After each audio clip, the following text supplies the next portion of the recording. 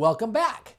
We're now going to talk a little bit about some special clauses that we need in our estate documents, our trust, our powers of attorney, things of that sort, to make sure that we're able to do what we need to do even if you lose capacity on some of these things, okay? And so what we do is we create this trust. And remember, the trust is like a box. And we put everything you own in the box. And thus you can sit there and play with the things in the box and take things out, put things in and mix it around. Do whatever you want with the box. And when you're gone, we give that box to somebody else. That is the transfer that the trust will make when we're gone. So we want to sit there and say, well, how do we make sure that things are going the way they should while we're here? Okay? And so the deal is, let's imagine that you decide to get conked on the head by Maxwell's silver hammer.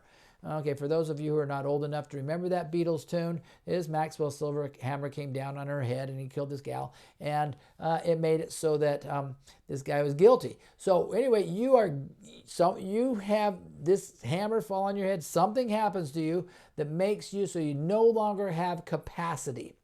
Now, what am I talking about capacity? The ability, either physically or mentally, to take care of things that you need to do. Now, there's two types of capacity. You have testamentary capacity, where you need to understand what's going to happen to your assets and what you'd like to happen to your assets, okay? And who's going to take care of you. Those are basically the things you need for capacity. But you don't need to understand every single sentence in the whole document. If I did a power of attorney for someone, and I know we haven't talked about powers of attorney yet, but a power of attorney is a document that allows somebody else to act on your behalf. So if I do a power of attorney for somebody and they lose capacity, it allows somebody else to sign their taxes and talk to Social Security and talk to Medicare, Medi-Cal, your insurance people, your IRA folks, all those things that you would do anyway if you had capacity. So that's what a power of attorney is. And so the deal is, if we do this power of attorney, we want to make sure that the person that's holding your power of attorney, they'll call them an agent. I know there's some people that call them your power of attorney. It's not really. The power of attorney is the document. An agent works under the document, but they're able to take care of the things that need to be done. So let's imagine that you've lost capacity, okay? And somebody, in fact, this is how you lost capacity. You were out there driving your car and you caused this 64 car pileup. Okay? And so they're sitting there pulling all these cars off of you, and there you are in the car, unconscious at the bottom, with 64 lawsuits coming against you. So what do we do? Okay, well, if you have a correctly drafted power of attorney, it's going to say that we can do certain things that allow us to do additional asset protection at that time.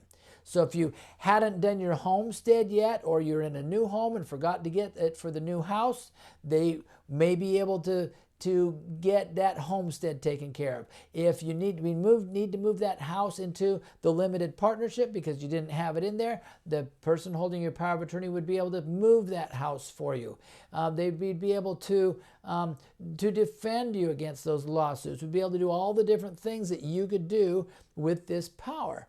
And so having this power of attorney and like documents or like provisions in the trust allow us to do all kinds of things for you if you lose capacity. So let's talk about some of those things, okay?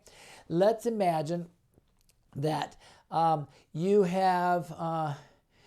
always wanted to make sure that if the doctor was not going to be able to help you out, if you became incapacitated, wasn't able to fix you, let's say, that you said, just let me go naturally. Well, you can actually have in your advanced healthcare directive, what we used to call a power of attorney for healthcare, a clause that says, let me go naturally. Do what you can to fix me. Use the paddles, use the CPR, give me medicine, keep me from choking. But if you can't fix me, just let me go. Okay, you can have that right in there. You can have a clause in your advanced healthcare directive that says, listen, if I'm in pain, I want you to give me pain medicine. And I don't even care if it's going to shorten my life a bit, because I'd rather have a shorter, non-painful life than a long, painful life. And so you can have something in there. You can have something in the power of attorney for healthcare, the advanced healthcare directive, that says, I don't want you to put me into a care home unless it's absolutely necessary. I want you to find ways to keep me in my home. Take care of that. Don't sit there and that first option is to put me into a care home. That's not what my goal is. So you can have that in your documents, and it makes it really nice. Now, you need to realize that throughout, back in 2003, there's this new law that came about having to do with powers of attorney for healthcare, advanced healthcare directives, that said that you have to give permission to the doctor and to the hospitals to be able to talk to certain people if they're going to, if you want them to do that. Okay, it was called HIPAA, HIPAA, Health Insurance Portability and Accountability Act. And in California, because we're special, we need our own version of it. It's called SEMA. And so the deal is that this document, this clause actually says, if I get to the point where I'm unconscious, I want you to be able to talk to this person. Well, not long ago, there were some things that we're able to change within that HIPAA clause that now allows the doctors and hospitals to talk to anybody who's listed on there. They'll still take directions from the first person in line, but they'll talk to any of the kids and spouse or whoever you happen to put on there, where it used to be the doctors a lot of times would only talk to the first person in line. This is a wonderful thing to have in your documents that allows anybody to talk. When my mother, she passed away in December of COVID, and we had updated this document for her so that any of us could talk. Now, I have 7 siblings, all of us, there's 7 of us all together. I live in California, she lived down in St. George, Utah. But there's a sister that just moved into St. George, Utah, just like 6 months before. And so when she went into the hospital, none of us could go visit because she had COVID. And so but because we'd made this change, any of us could call the doctor or the nurse and they would talk to us. They'd only take directions from the one that was actually listed first, but we were all able to talk. And in the end, we all said goodbye to my mom by way of iPad. So they let this one sister that was living close by, they dressed her up like a hazmat suit. She went in there with this iPad. I don't know what she was seeing, but we were all able to see her and say goodbye before she passed away. And we felt that it was a blessing for any of us to be able to talk to the doctor.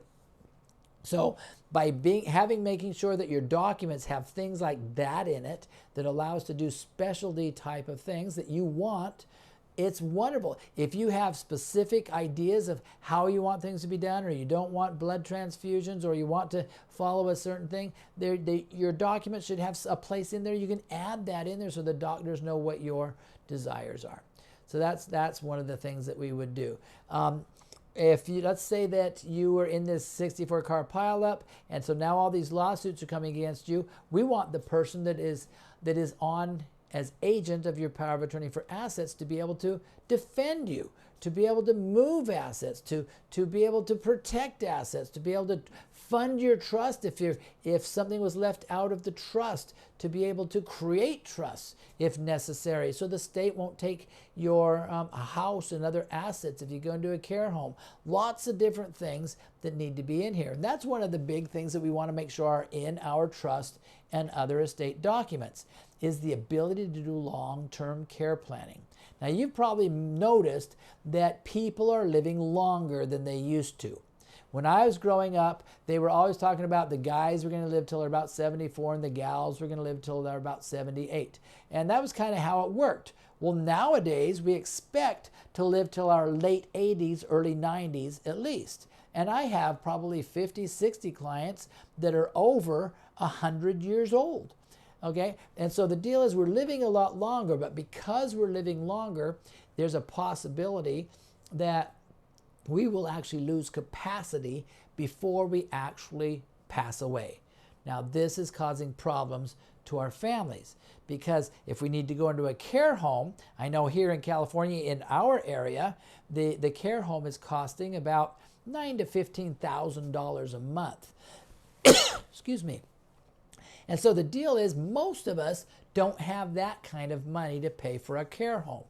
Well, what if you had estate documents that said, listen, if I'm going to go into a care home, I'm going to give my trustee in my trust and my agent on my power of attorney the ability to move things around and put things in proper ways legally so that I can qualify to get benefits from the state to help pay for that care home. And what if I'm able to do certain things that's allowed by law that it makes sure that the state won't come and take my house afterwards, or they won't come and try to reimburse themselves for the money that they spend, that they put out to pay for this care home? What if we had that type of thing in, and we were able to put that burden of taking care of you or a family member, to take that burden and lessen it so that it's much simpler and able to be able to do it? Because there are some people that just wouldn't be able to do it, and they try to take care of the person themselves, and many of our caregivers die before they're cared for because it's a tough thing to do.